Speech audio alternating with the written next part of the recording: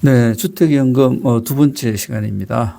오늘 말씀드릴 내용은 주택을 어떤 방식으로 이제 담보를 하느냐에 대한 방식에 대해서 살펴보고요. 그 다음에 나의 집 가치에 대비해서 내가 받을 수 있는 금액이 어느 정도인지 한번 살펴보겠습니다.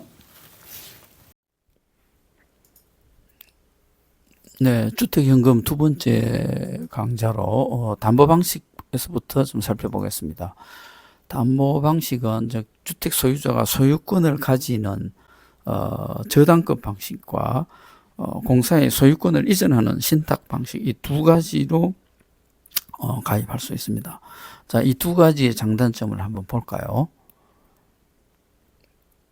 자, 여기서 먼저 저당권 방식에서 이제 담보 제공, 이제 즉 그 주택의 소유권이 저당권 방식은 근저당 설정이니까 그 집은 여전히 그 가입자의 소유로 되어 있고요. 신탁 방식은 공사에게로 그 신탁 등기를 넘기는 방식입니다. 그리고 이제 그 가입자가 사망 시에 배우자 연금 승계 관련은 본인 주택, 본인 소유일 때 배우자가 먼저 사망 시에는 뭐 이전 등기가 필요 없죠. 그런데 내가 사망했을 때 이 집이 내 소유로 되어 있었고 내가 사망했을 때는 배우자가 그 주택연금을 계속 받아야 되잖아요. 그런데 이 경우에는 저당권 방식에서는 소유권 이전 등기 절차가 필요합니다. 네, 그리고 신탁에서는 필요 없죠. 이미 공사로 넘겼기 때문에 자동 승계되도록 되어 있습니다. 그리고 이제 내가 그 집에 살면서 집이 뭐 클 경우 이제 세를 놓을 수도 있죠. 세를 내가 살기도 하고 세도 놓고 하니까 이런 건 상당한 그 주택연금의 장점이라고 볼 수 있습니다. 그러나 저당권 방식은 보증금은 받으면 곤란하도록 되어 있네요. 월세만 받을 수 있습니다. 월세 방식. 월세에 우리 보증금 뭐 얼마 이렇게 있는데 그것도 아마 못 받는 거로 공식적으로는 되어 있는 것 같아요. 그러나 신탁 방식은 뭐 보증금 플러스 월세식으로 어떤 형태든 다 가능하다라는 거죠. 근데 이 저당권 방식은 아마 그 매매가나 전세가 이런 게 비슷한 경우 지역도 많잖아요. 특히 오피스텔 경우는 그런 게 심한데 그런 경우에 예를 들어서 이게 보증금이 가능하다면 보증금을 크게 해서 그 가입자가 보증금을 챙기고 또 이렇게 사라지는 그런 사고가 있을 수 있잖아요. 그래서 아마 여기서는 보증금 불가능한 것으로서 규정하고 있는 것 같습니다. 그리고 이제 가입자가 중간에 뭐 중간이 아니라 이제 뭐 노안이 와서 사망하거나 결국은 사망했을 때에 잔존 가액이 남았을 때는 저당권 방식은 민법상의 법정 상속인으로 상속되어 있고 신탁 방식은 이미 이제 신탁 등기할 때 이 어떻게 보면 내 주택도 넘기고 모든 것을 일임하는 식이니까 이 당시에 이제 그 지정하게 되어 있습니다. 내가 사망하면 누구에게 이게 뭐 넘어간다라든지 이제 그런 지정인을 한 방식으로 넘어가는 거고요.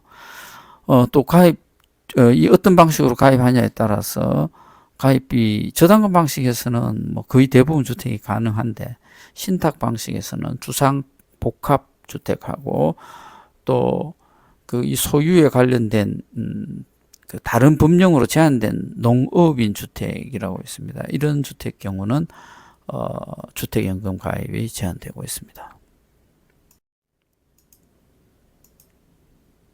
자, 그러면 내가 이제 일종의 담보잖아요. 주택연금은 내 집을 담보로 해서 돈을 조금씩 받는데 그 받은 금액에 대한 이제 이자가 계속 쌓이게 되어 있습니다. 그 이자를 제가 내는 건 아니고 가입자가 계속 누적 계산되고 있는 거죠. 그랬을 때에 이제 그 이자 방식을 어떻게 할 것이냐. 이게 두 가지가입니다. CD나 코픽스냐. 이제 요 중에 선택하게끔 되어 있거든요. 그래서 이제 그 CD는 양도성 예금 증서의 일종의 그 수익률 이자를 기준으로 할 것이냐.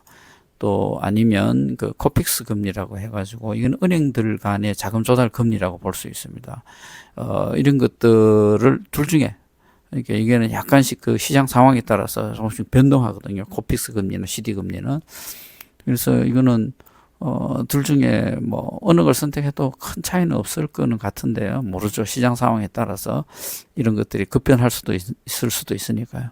어쨌든 이 선택권은 가입자가 하도록 되어 있습니다. 자, 수령액을 잠깐 살펴볼까요?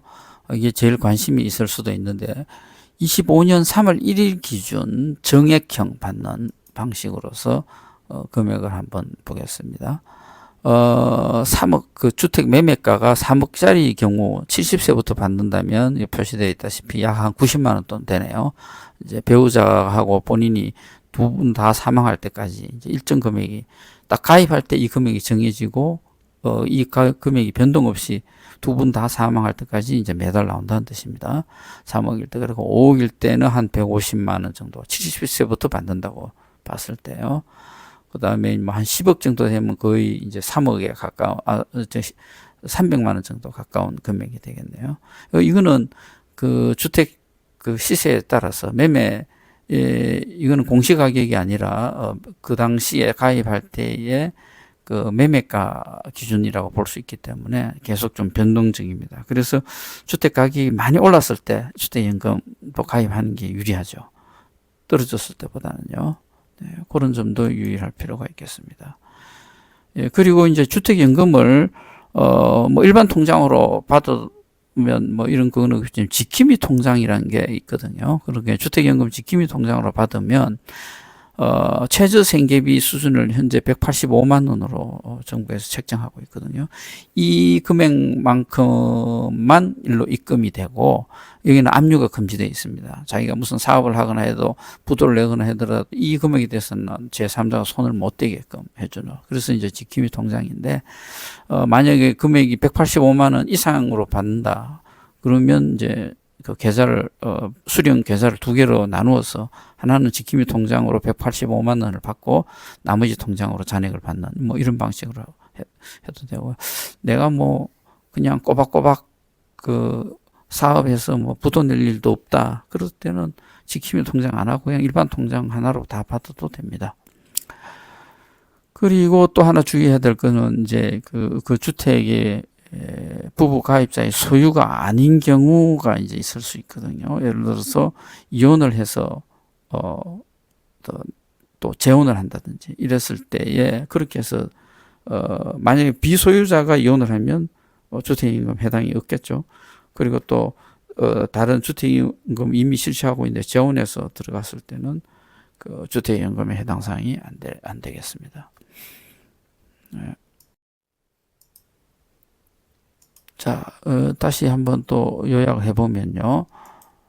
주택연금 가입 방식에 있어서의 저당금 방식은 이제 건저당을 하거나 했을 땐 또 배우자가, 비소유자가 소유자가 사망했을 때 배우자로 넘어갈 때 이전 등기해야 되는 거, 그리고 또 세를 놓을 때는 월세밖에 안 된다는 점, 신탁 등기를 했을 때는, 자동 승계된다는 거, 말씀드리고 보증금도 받는 그러니까 전세도 놓을 수 있다는 뜻이죠. 전월세 다 가능하다 이런 의미로 보시면 되겠습니다. 지킴이 통장으로 받으면 압류가 금지되고 또 이혼 재혼 경우에는 연금이 관련이 없다. 비소유자의 이혼 재혼일 경우입니다. 소유자가 뭐 이혼 재혼했을 때는 그냥 소유자 쪽으로 따라가는 거죠. 네. 그리고 예를 들어서 5억 주택일 때는 수령액이 한 140, 150만 돈 조금 안 되고요. 70세 기준입니다. 네, 현재 물가 기준이고요. 네, 간단히 이제 2편째 살펴봤고 아직 한 2편에 걸쳐서 더 말씀드릴 부분이 있습니다. 네, 오른쪽은 이 사진도 오래된 사진입니다. 한 20년 전쯤 될 것 같은데 미국 그 라스베가스에 출장 가서 찍은 사진입니다. 또 굉장히 화려하죠. 네, 실제로 라스베가스 정말 화려합니다. 특히 밤거리가요. 자, 오늘도 들어주셔서 감사하고 다음 세 번째 강좌 또 이어가겠습니다.